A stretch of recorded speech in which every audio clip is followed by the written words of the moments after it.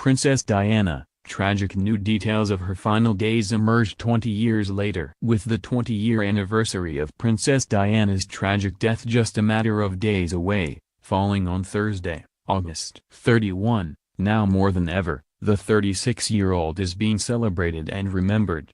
Over the weekend, BBC reporter Jonathan Mayo retraced the harrowing aftermath, minute by minute, of Diana's death for the Daily Mail. Scroll down to read the most heartbreaking new revelations. Diana's sons were always with her. According to Mayo, as Princess Diana's lifeless body lay in the Petit-Salpêtrière hospital in Paris awaiting collection from her ex-husband Prince Charles, the nurses retrieved a photo of her sons Prince William and Prince Harry from her purse and placed it in her hands. Thousands of miles away in Balmoral, England, her boys were waking up to the horrific news that their mother was dead. In London, Diana's butler Paul Burrell was tasked with the grim job of having to select an outfit from Kensington Palace to take to Paris for Diana to wear on the somber journey home. He picks up a set of rosary beads given to the princess by Mother Teresa, which is draped over a small statue of the Virgin Mary, and puts them in his pocket. Burrell then collects some of Diana's makeup and places it in a leather Gladstone bag with a gold D on the side,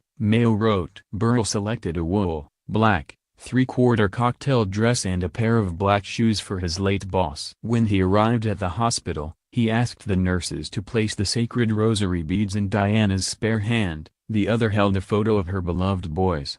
A teary Prince Charles gave his final goodbye. After traveling from London to Paris with Princess Diana's two sisters, Lady Sarah McCorquodale and Lady Jane Fellows, to retrieve her body, a weeping Prince Charles reportedly stood by Diana's bedside and bowed his head in prayer before asking to be left alone with the mother of his two children, Mayo claimed.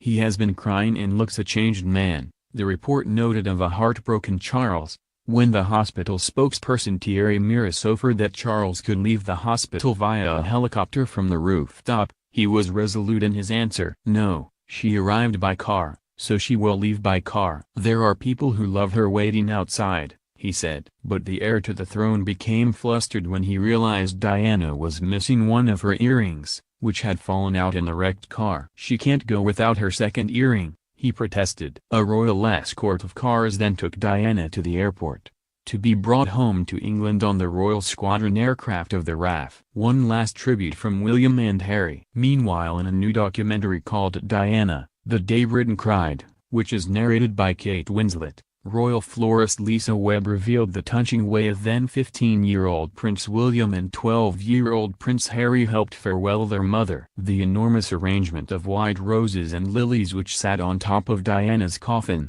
along with a handwritten note which was simply addressed to Mummy, is an image forever linked to Diana's death, and it was the boy's vision. The flowers were chosen by the princess